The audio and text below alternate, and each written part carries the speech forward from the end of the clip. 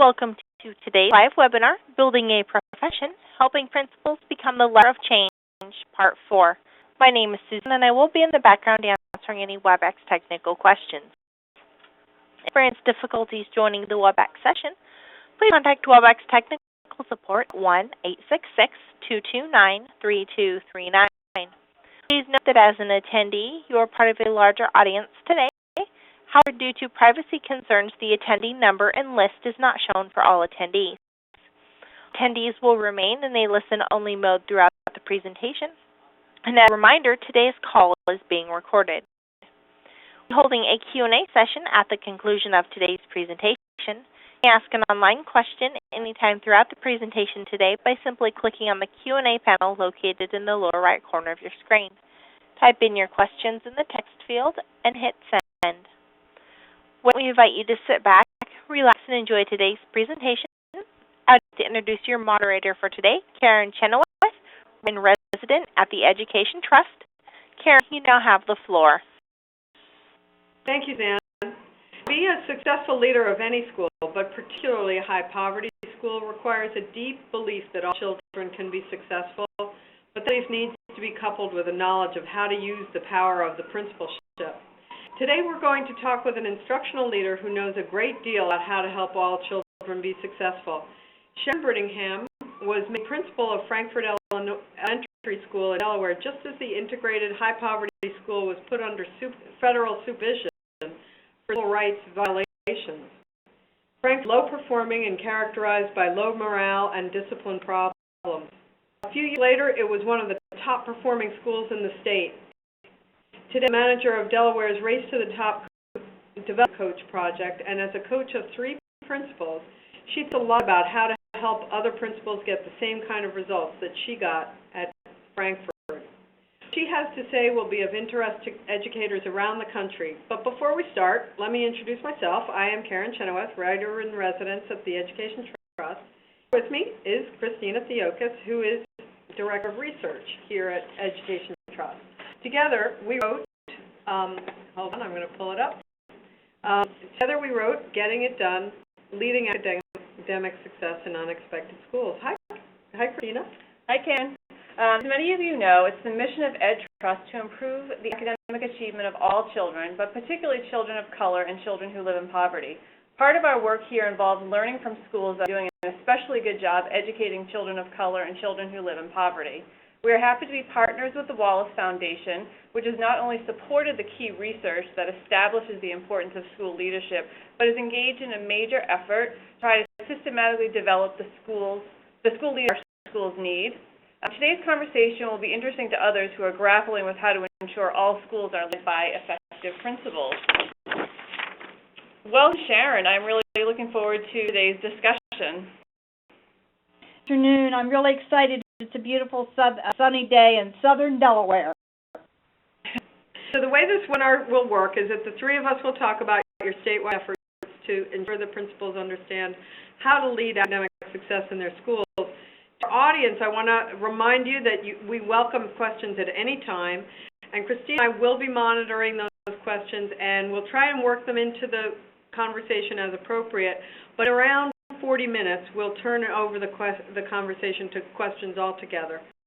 But Sharon, before we get to your work in Delaware as a whole, we want to talk about your work in Frankford, which I should say to the audience is now named John Clayton Elementary School. It moved and changed name. You and I met way back in 2004, I think it was. I had just been hired by Education Trust to find and learn from poverty and high minority schools, and I'll never forget the day that an intern showed me a graph like this, a chart like this, and I was kind of passing by the computer and I stopped dead and said, I have to go to that school. And I went from there to the phone and called you, and you invited to come see it, and which I did shortly thereafter. This just shows the graphics of the school then. It's actually changed a little bit since then. It's gotten, I think, a little poorer and a little more Hispanic. But at that point, it was a rough third, African American, Hispanic, and white. about three-quarters students low income and 29% limited English, and high students with disabilities population, 22%. In this slide, I'm showing, this again is data from back then. I think this is from 2004, 5, and 6, which were your final years, I think, at Frankford. And you can see this is a 5th grade reading. The students meeting or exceeding state standards in comparison to the rest of the state, and this is math. So, does it bring back memories, Sharon? Absolutely. Absolutely. Focused first on reading, and then we focused on math. So, consider that Frankfurt is kind of the first It's Being Done school I went to, and in fact, the cover of It's Being Done, which was the first book I wrote, was shot at Frankfurt. After you left, but it was shot at Frankfurt. And I will be showing some photos from back then or in that period of time as we talk. But I want you to talk about sort of what the school was like when you arrived.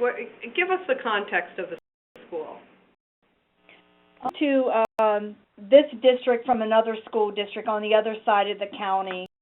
And it was at the time the lowest performing school in the district of all the elementary schools. And nobody expected any better. It was okay because it was low income. It was considered the African American school. Teachers said nobody else in the state or the district has students like we do. We do the best we can. We're hardworking, but we work harder than anybody else in the state or in the district, but look at what we're working with. They said, you know, their kids' parents, their grandparents were special ed, and so are these. There's not much you can do with that. And their expression was, you can't make chicken salad out of chicken. And so that was their mantra. And as I said, the boundaries of the district from one low-income trailer park to another. And to fuel the fire when I came, the district thought, well, to help Sharon, we'll give her all the equal students in the district because they were hoping to get me an assistant principal. So the fuel to all this fire that you have minority students, we're now adding our second language students. In the building was totally isolated with special education students. That's where they were all day. In fact, in the yearbook, they labeled their class was labeled Mrs. So-and-so's special education class. They were with the special education teachers all day. They went to recess. Everything was isolated for them. They were never with regular students, so therefore there were a lot of discipline issues. They together since kindergarten. By this time, especially if they're in 5th grade, they being with the same 12 people day in, day out for 4 or 5 years. Their program of studies was drill and practice. When I used to go in to observe, you must see the drool coming out of their mouth because they were just repeating things over and over and over again. And as I recall, they were under federal supervision. The school was under federal supervision. The African American boys in particular had been isolated into these special ed classes. Absolutely. And my first year there, we were doing a student support meeting on a student, and one of the people at the meeting, the student qualified with all testing and all the interventions for special education, and one of the people at the meeting said, you cannot put that white girl in the classroom with all those black boys. And my comment was, watch me, because we don't have these kids all in the same class anymore together. So it was that mentality that you had, that, you know, these are the students we have, you really can't do much with them. teachers didn't give homework, they didn't call parents, they always used kind of the excuse, if we call parents, the kids will get in trouble, nobody can help them at home.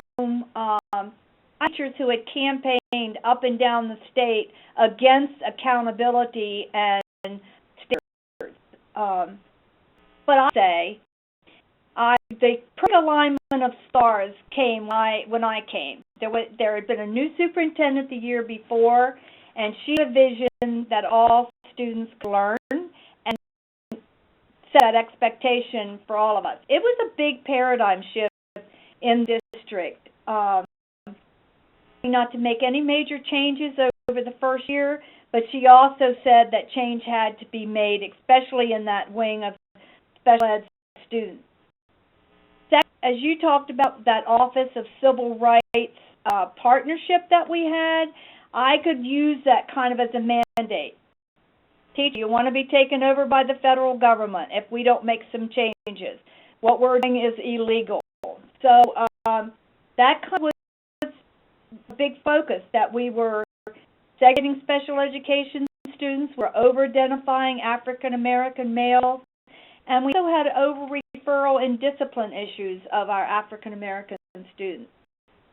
So then add to that was the state ban high-stakes testing. And regardless of what people think about it, the fact that at that time, 3rd, 5th, 8th, and 10th graders, if they did not pass the reading portion of the state test, they did not go on to the next grade, regardless of what your scores were. So this kind of upped the ante for everybody, because at Frankford, nobody was ever retained, because after all, they were doing the best they could. So, Sharon, you're talking about sort of this external context sort of coming to support you around your work there. What were the first steps you took to get the school back on track inside the school? What did you do there? First, I'm a big person in being upfront and setting forth your expectations, and so that's the first thing I did. I told them all the context that we had, which they knew, but, you know, reiterating, these are things that can happen if we do not do better.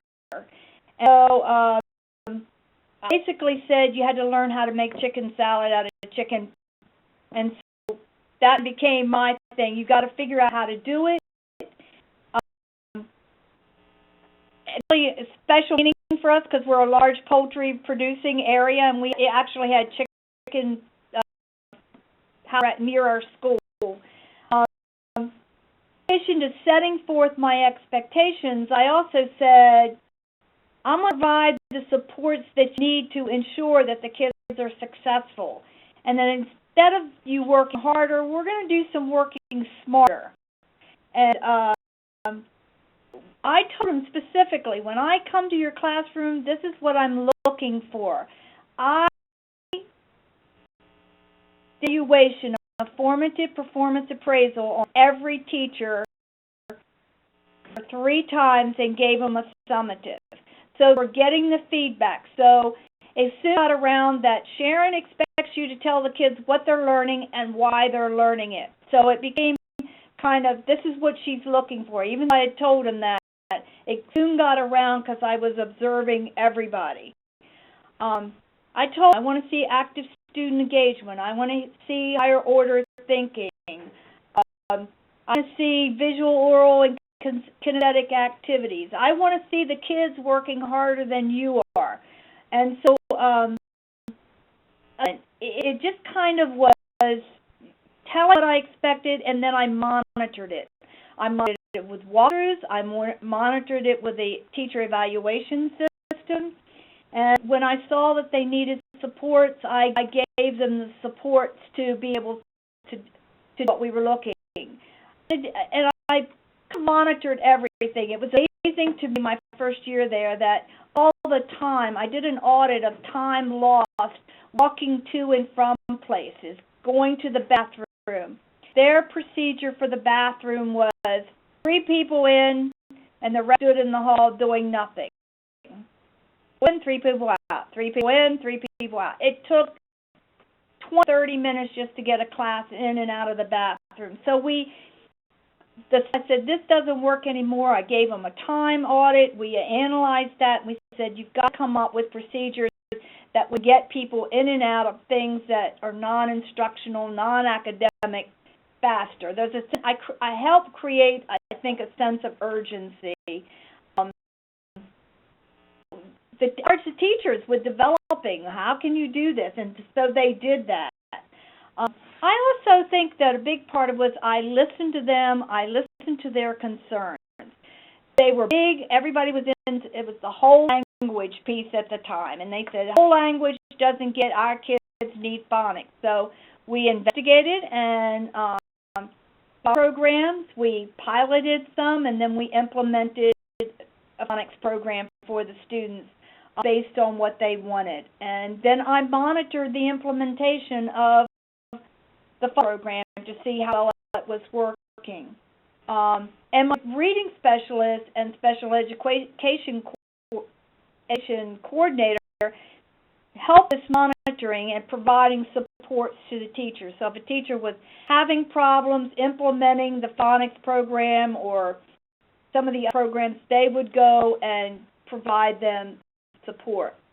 We have a binder, and like one student at a time was our mantra. We kept a binder on every student, and we had monthly meetings with the teachers where they come down and they had to talk about each student in the class. So what are you doing for the kids who already have it?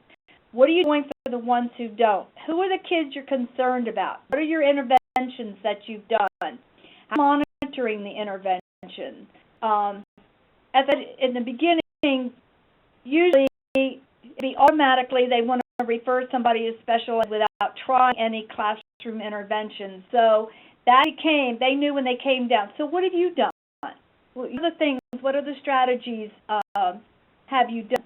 And in between our monthly kind of promotion and review conversations, the special education coordinator and the reading specialist work with the teachers about who you're concerned about, who isn't getting it, what do we need to do.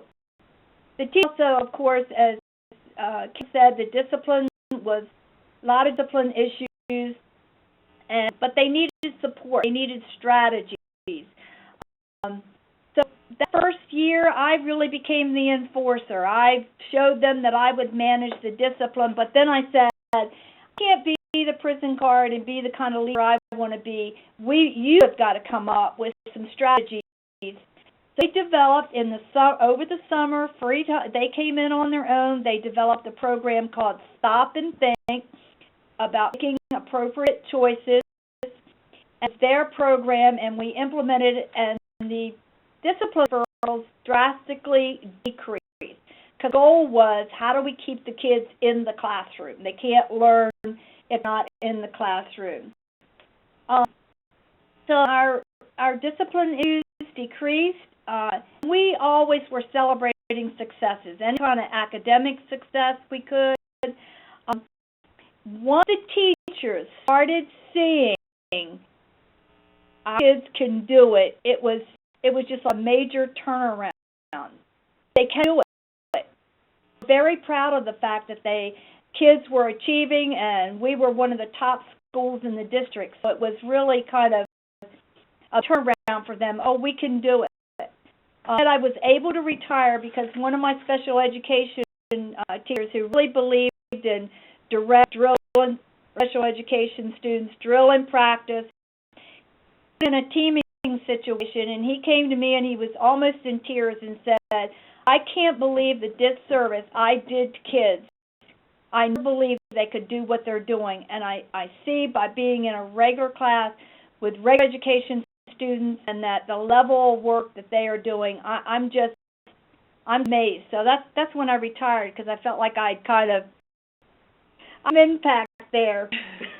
Well, I think that's a perfect segue for us. You provided a great description of the changes you made, and I think you superintendent said don't change anything in the first year, and I think you actually changed everything. You changed the vision, you changed the expectations, you changed the instructional system, how time was used in the building, and really tied that all together with monitoring to make sure everyone was on track to that same goal. And it sounds like the staff responded really well and seeing like, wow, we can actually do this with the kids. The kids can do it and we can do it. So at this point we want to transition to see like all that you learned there and you put into place there, how you're taking that in this new job. So you retired from Frankfurt, you said, and you now work with the University of Delaware at the Delaware Academy for School Leadership, a center at the University of Delaware. Can you tell us a little bit about your work at the state level? How are you transitioning from being an individual leader to helping all the across the state do that work? Well, I'm very, very fortunate that when I was hired for the Delaware Academy of School Leadership, where Wallace Foundation was supporting the work of school leaders. That was their focus.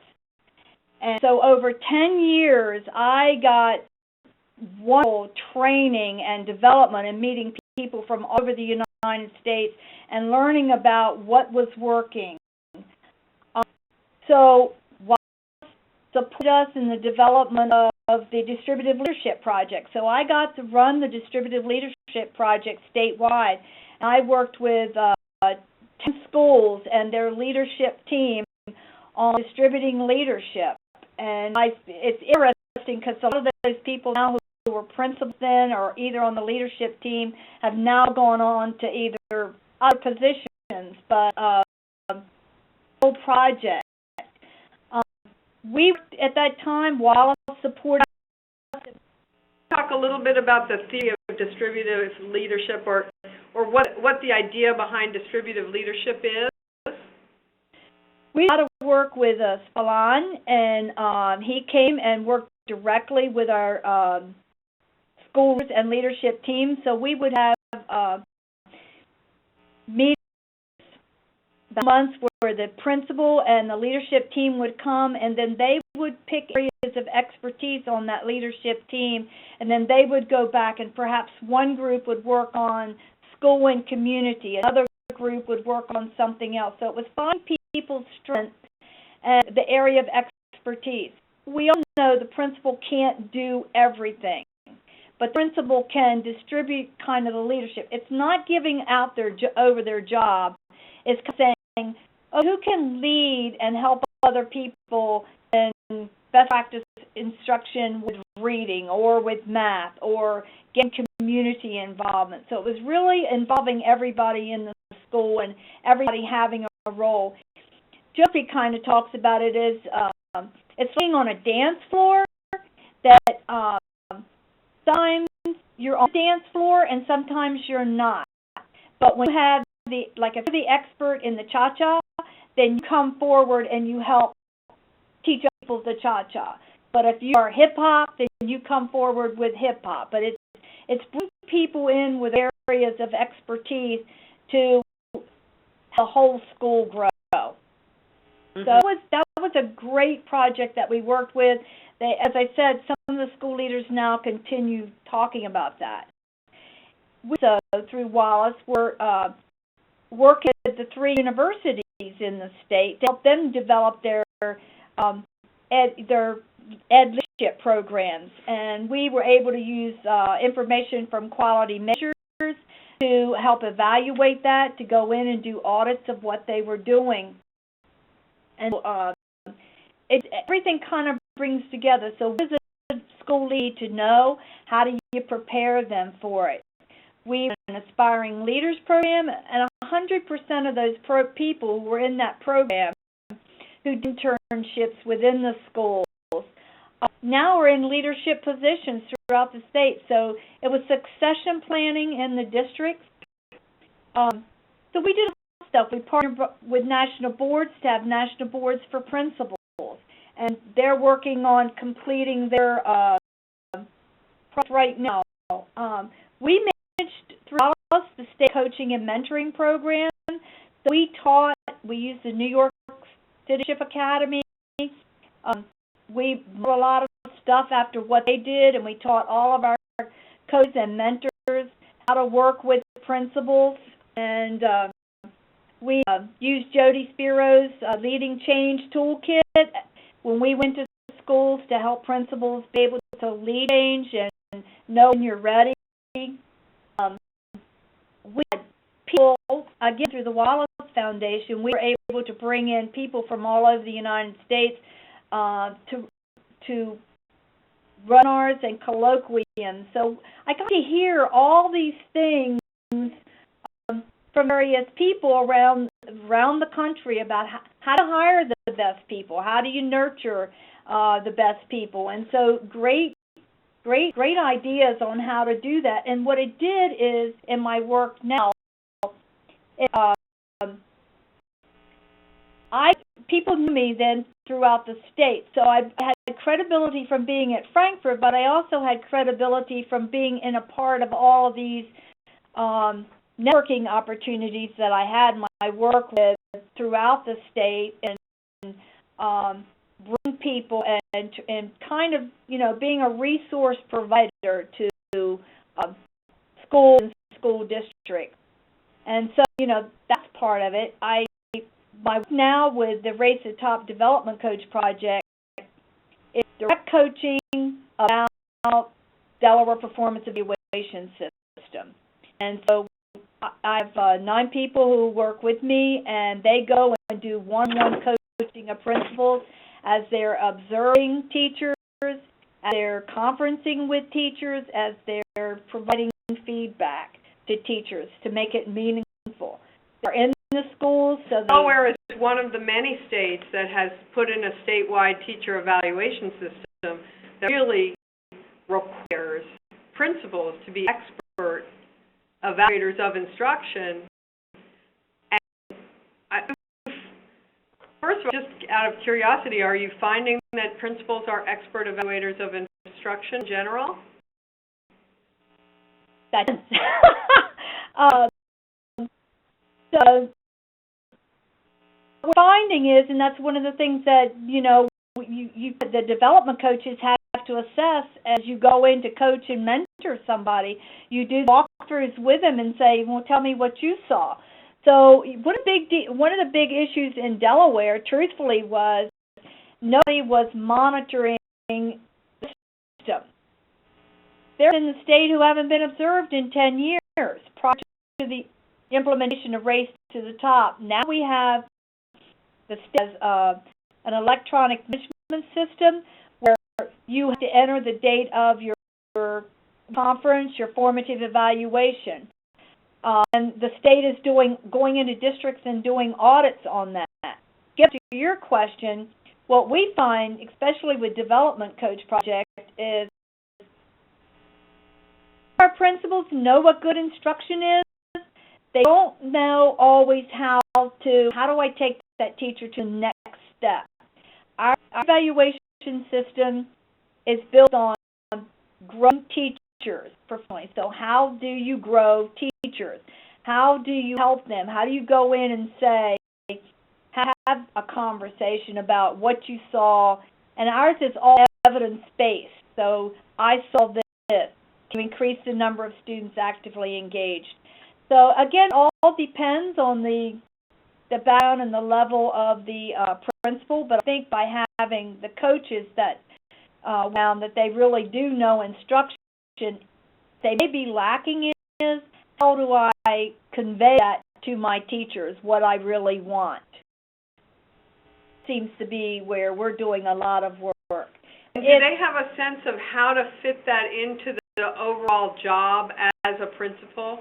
In other words, are you hearing a lot, I've got to run a building and now they expect me to do all these observations and evaluations. I don't know when I'm supposed to have that time. Are you hearing that, or principals understanding how to manage their time in that way?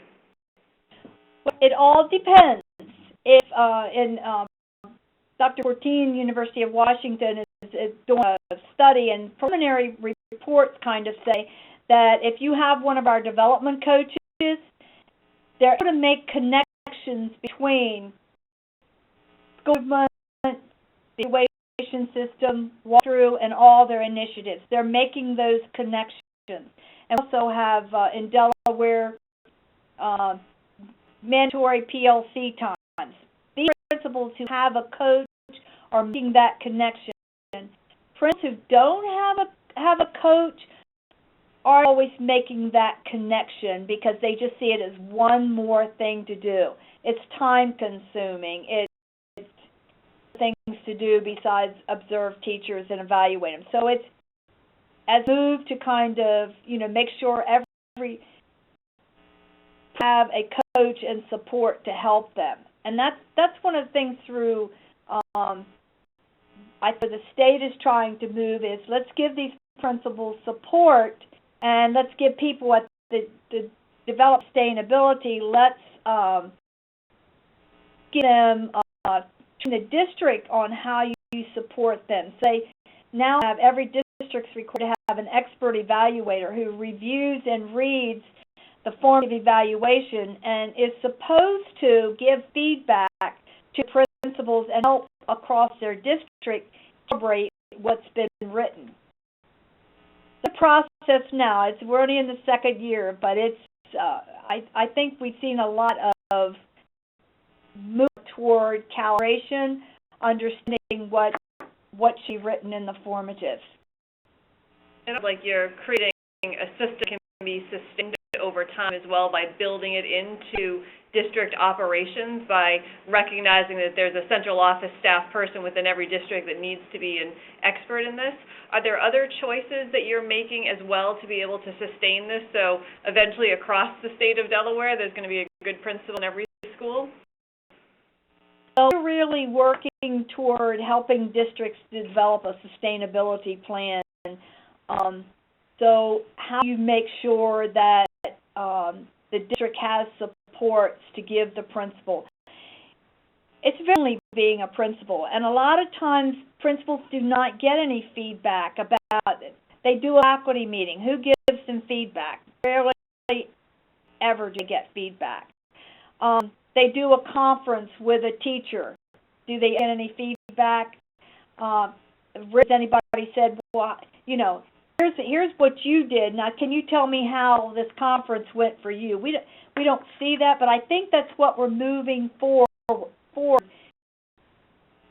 That it's going to be a collaborative process where teachers hopefully will begin to see, you're giving me some feedback. Now I'm going to give you some feedback about what I need from you to help me grow. So we are trying to help districts throughout the state who because or for whatever reason may not have some processes in place. We're trying to build that because once Race to the Top goes away, they'll have a sustainability plan to be able to go forward, monitor the evaluations, not only for completion rate, but for quality of them, so that somebody in northern Delaware and somebody in southern Delaware, it's an evaluation based on the evidence. It's an interesting question about the coaches. So you've been providing coaching, so you're outside of the district, helping the district to build in some systems, but the idea of coaching, can someone inside the district do it? Can a district create that within their own system, or if that person is also responsible for evaluating the principal, cannot be a good coach? Will the coaching relationship be skewed somehow if there's also that other inside the system person conducting it? People are trained in the appropriate coaching methods. You certainly can. I don't recommend that a person is evaluating someone be their coach or their mentor or their resource support.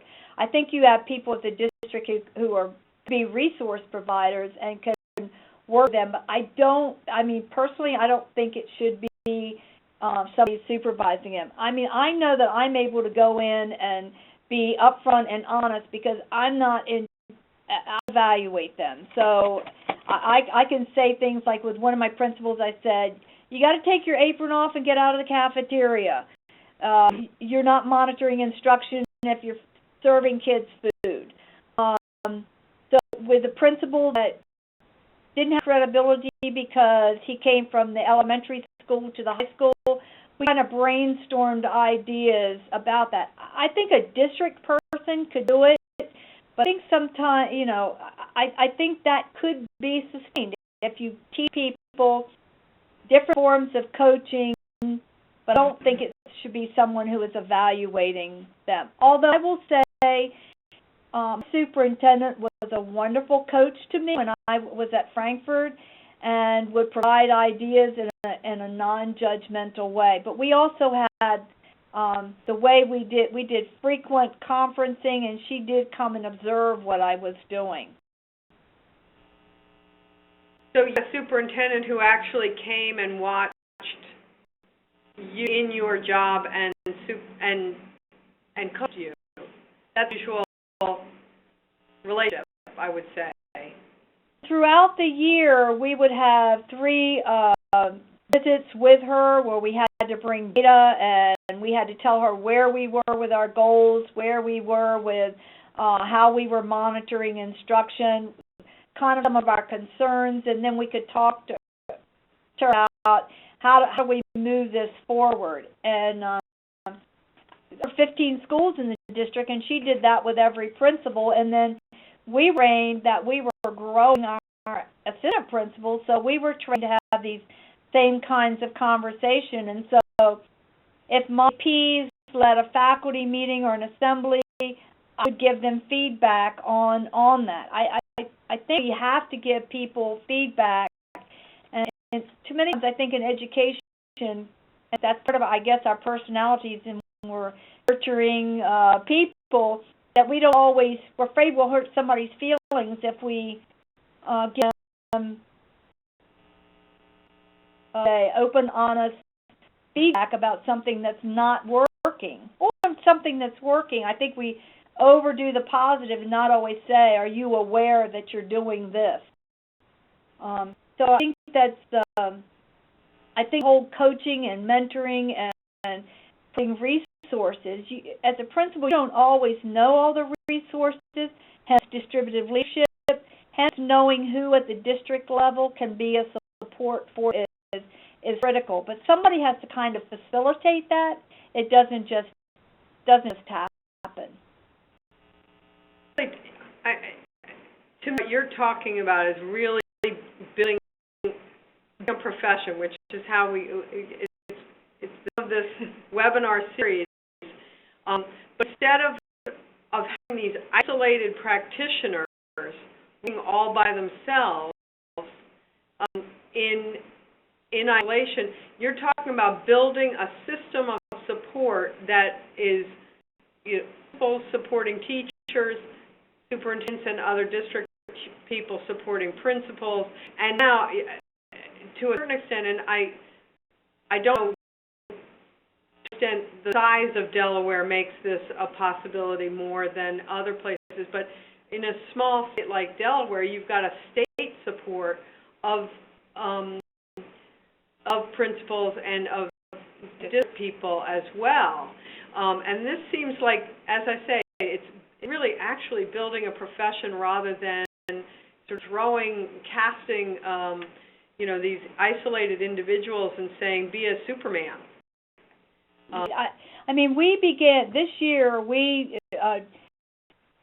that if you were a new school leader, you needed a boot camp, especially with observing teachers. So we had a boot camp for new school leaders, and we took them through the performance evaluation system. Then we put them out in the field, go forth, do it, come back with what you've done. We asked them to videotape themselves in a pre-conference and a post-conference, and bring us a formative, and then we gave them one-on-one feedback about the conference, the post, and then about their formative. So it was that kind of one, so they were getting that support. And then we made sure that all of them had, they knew everybody who was in their boot camp, so we said, you can go, there are people in here that you can go to for support, especially sometimes when you're new in a district or you're new in a position, you may not want to say to somebody, I don't know what I'm doing. So outside your district, you might feel more comfortable calling and saying, this is what's happened, how would you handle it? So we really talked to them about the importance of networking, sharing ideas, and that's one of the things that's so great about what I'm doing now. down the state. So if I see something really good in one school, I may say, have you thought about doing this at your school? It really is a really neat practice. And so you know where to send and say, why don't you take your staff to see what's going on in this school, because it's similar to your school, and it might take away some of their excuses about why things can't be done. So that's been the advantage of what I've been doing now. What I enjoy so much is kind of sharing wonderful things that are going on in many of the schools. So Sharon and I promised early on that we would turn the questions over to our audience members at this point. So everyone, please feel free to type in a question in the question and answer box, and we will pass that along to Sharon so you can get all of your questions answered. But in the meantime, this conversation has really brought to life issues that have been highlighted in the research findings. If we're going to make changes at scale we need that is affecting thousands of schools, not just a few, we're going to need to understand the role of the principal in leading instruction. And we need principals and other school leaders to understand the role they play in leading academic success. Research about the kinds of things principals need to know and be able to do is coming to a consensus. The Wallace Foundation, which Sharon talked about benefiting from in her experiences, has together a synthesis of that research in this publication that you see on the slide to the left, the school principal as leader.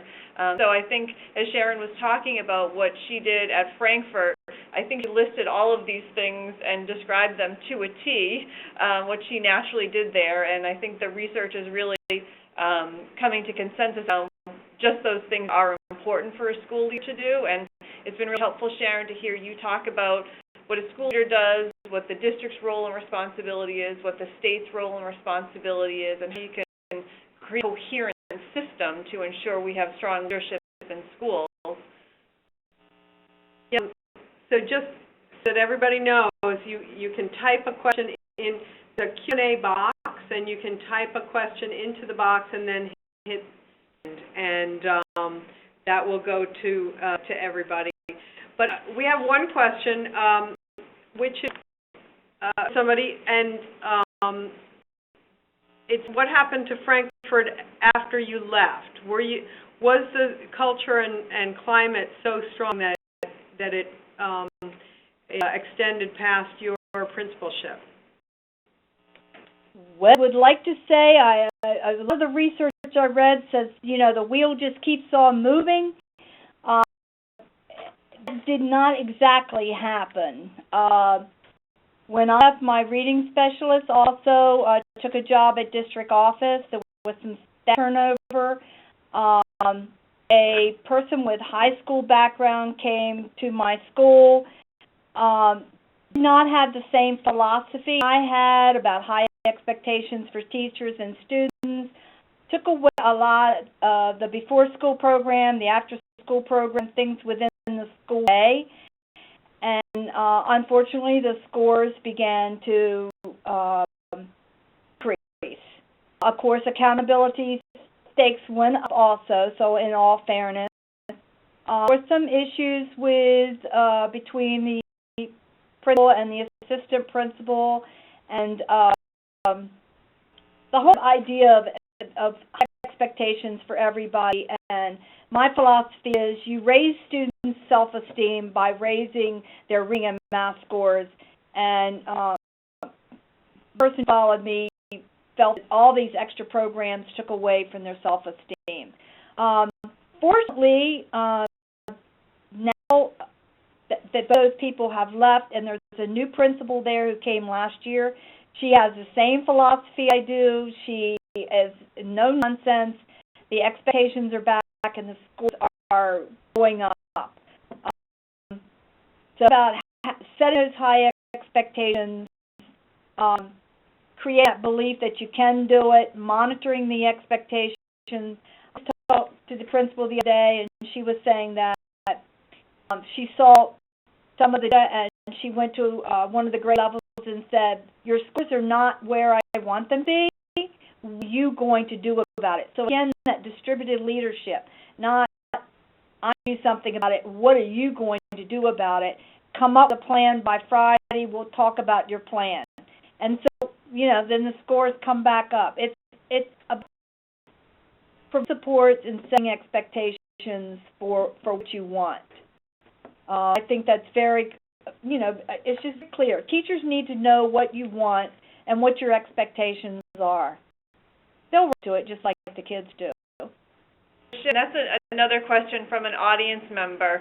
You make it sound so, I say easy, and that you talked about the staff coming along with you once they saw that they were having an impact, they moved along with you. But you also described a real paradigm shift in the belief system. Were there particular challenges you had early on that they really had to work through, and advice that you would give to another principal who also has those same barriers in regard to the belief system of the staff? I have to create that sense of urgency, give the support, but set forth, constantly make them aware of your expectations, what it looks like, and not only with the teachers. You set your expectations with the students and the parents. I remember we had a summer school program, and we had a list of students we were inviting, and parents say, my child's not coming, he needs his summer. And I called the parents, and I said, this is where your child is. He's not reading on grade level, his math skills are behind grade level. I will need you to sign this form that says, the school is recommending that my child gets your support. I am declining that support. And on you, when you have a parent, you have to sign a form such as that despite my professional judgment and my teacher's professional judgment, that they're declining extra support that we're going to give them, all came to summer school. Because, again, it's high expectations for the parents. This is what we expect of you. We didn't expect our parents to help them with homework. What I said was, find a place for them to do the homework. I don't want you helping them with homework. If you help them with it, then it's not a good homework assignment. It's giving the supports to all the people, but being up front. Too many times we don't have courageous conversations with parents to say, your child is not reading on grade level. This will impact him or her for the rest of their lives. We need to make sure that they're getting the supports they needed. There's enough hours in the day to do that. We'll give them extra. So again, it was kind of being upfront with everybody. It was not easy. I don't want anybody to think that this was easy and kumbaya. There were struggles, and there were people who constantly went to the reading specialist and the special ed coordinator, and I think they probably thought, who is this crazy lady that thinks that all kids can learn and are going to learn. It was a paradigm shift when the Intensive Learning Center students, when I went down there and said, you did not pass the state test and will not be going to the middle school and the summer programs at the time where they could retake the state test in the summer. And you must pass the state test. And so what we did was we took them out of all their classes the last 20 days of school and gave them intensive reading, math instruction. Guess what? Every one of them went to the middle school because they passed that state test. But as they knew what they had to do, and part of it was, I said, look, you only missed it by 11 points. You're telling me you stopped the test before it was over. You need to make sure you finish all the items on the test. So it was kind of being upfront with kids, being upfront with parents, being upfront with teachers. And as I say, there were struggles and there were people who felt we pushed too hard, but I'm very proud of the fact that when kids left there, they could do as well as kids from any of the other schools in the district. We have another question, which kind of, how did you learn to do what you did at Frankford? But the question is, do you think that principal preparation programs need to be changed, and how?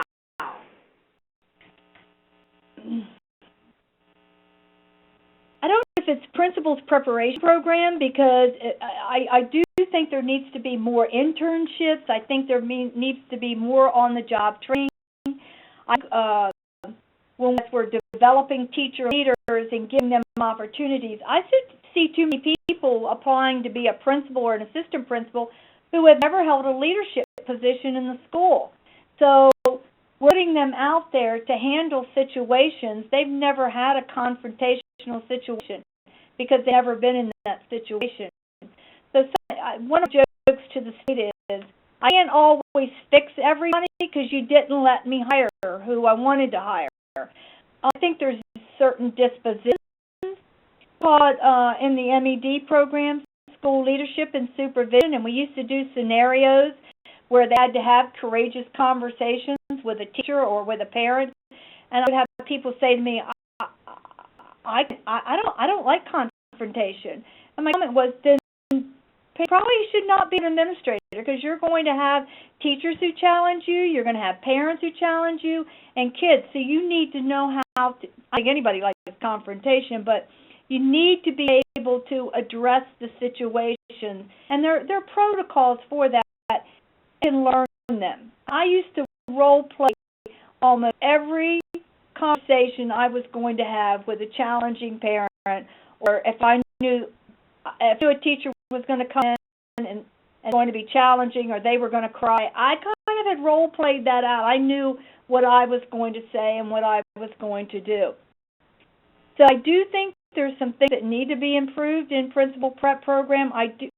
Part should be have more internship opportunities to see what the job is, what it's about. And I think we can do that more with help by making sure that the people we're hiring have been in leadership positions within the school, whether as a teacher leader or whatever, but developing those leadership skills. So you're talking about sort of multiple fixes in the system, that we need to fix the recruitment part of the system, some opportunities and experiences that are given to principals in training, and then clearly you're talking about the beneficial impact of coaching and helping people to learn how to monitor the work they're doing. So there's sort of multiple places along the system to improve. Absolutely. I think sometimes we don't even, within our buildings, when we see somebody that's got the leadership, I think we need to say, have you ever thought about being a principal or an assistant principal, and encouraging them, because you can kind of drill down and you know the people who have the skills that you're probably looking for, and then getting the right people into the programs and then giving them the support. With my development coaches right now, they're giving a lot of supports to principals, but as I said before,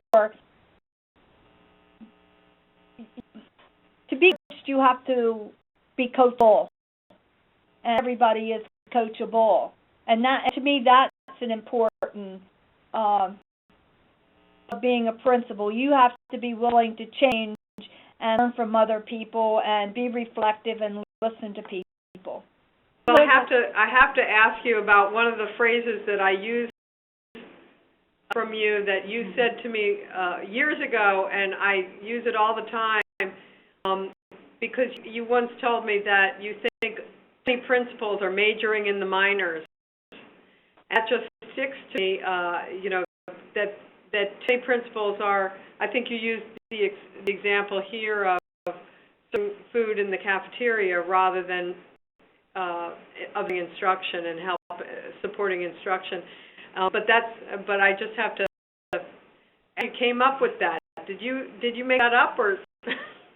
I think I probably heard it at a Wallace conference from somebody, but it just resonated with me because when I go in school and I see people walking around being important and kind of walking the halls or being in the cafeteria, one year I said to a principal and 3 APs, I said, I'm going to bring some dynamite in here and dynamite you out of the cafeteria. It does not take 4 administrators and 3 teachers to supervise the cafeteria. And, it was just that kind of thing that you kind of say, what are your priorities? It needs to be about teaching and learning, important, but distributed leadership about who's going to do what and when. And so, yeah, I think it's easy. We've often talked about this. It's very easy. You go to a teacher classroom and she says, my computer is broken or something. You can fix that. I mean, very easily fixable, or some minor thing like that. And you're good when you've done it. But impacting really that much instruction by doing that. So that's what I'm talking about, majoring in minors. If it's a feel-good kind of thing, I can get you an extra set of paper or books, or we can redo this or whatever, but not focusing on what is your focus for the school, what do you believe in, and conversations about that instead of about discipline issues, about, some parent, cafeteria issues, football games, but really letting everybody know your focus is about teaching and learning in that school. So it's always fascinating to see how research intersects with real-life experiences. And what we know from our work, as well as from other research, is that school principals matter a great deal to the lives of children, particularly poor children and children of color who aren't always well served by their schools. And I think you just allowed everyone in this webinar to really understand how those two things, how that happens, how principals have that kind of effect by monitoring, setting a vision, monitoring that the vision is being carried out every day in every classroom and in every setting. So talking with you has been a wonderful I learn from you every time I talk to you, and I've learned from you again today, and I really appreciate it. And it's just been an amazing conversation. So this is the last one of our webinars for this year, and I want to thank all of you who have participated, and of course all of our speakers, Sharon, you in particular today. It's been a great series of conversations. If you missed any or want to share them with a colleague, they're available on our website. So you can go to edtrust.org and look for the box on the left-hand side of the front page. Today's conversation should be available for download in the next couple of days. Hold on. There. There's the website. There we go, yeah. And if you want to know more about Sharon and Frankford Elementary School, I hope you'll read It's Being Done, Academic Success in Unexpected Schools, which was the first book in the series that culminated in the study of school leaders that Karin and I did for our book, Getting It Done. We have anyone interested in understanding more about the beliefs and practices of It's Being Done school leaders, including Sharon. Read our book, available from Harvard Education Press and Amazon. And just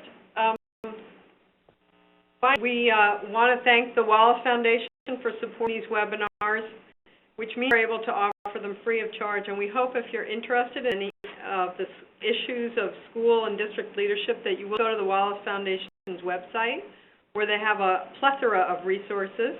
We also have a school leadership website on a webpage on our site as well. And finally, we hope you will consider attending the EdTrust conference. It's going to be in Baltimore this year. It's October 24th and 25th, and it's a unique opportunity to gather with educators, policymakers, and advocates who care about improving academic achievement for all children, but particularly children of color and children who live in poverty. Sharon, you've been a speaker at our conference in the past, and for those of you who were on earlier webinars, Vaughn Shepard and Terry Burkeen will be speakers at this year's conference. Thank you for joining us. Thank you again and don't forget to take the survey at the end of this. We really do use it, and we really want to thank you again for coming today and for participating, and thank you very much. Thank you again, Sharon. Welcome. Enjoy. Great. Thanks.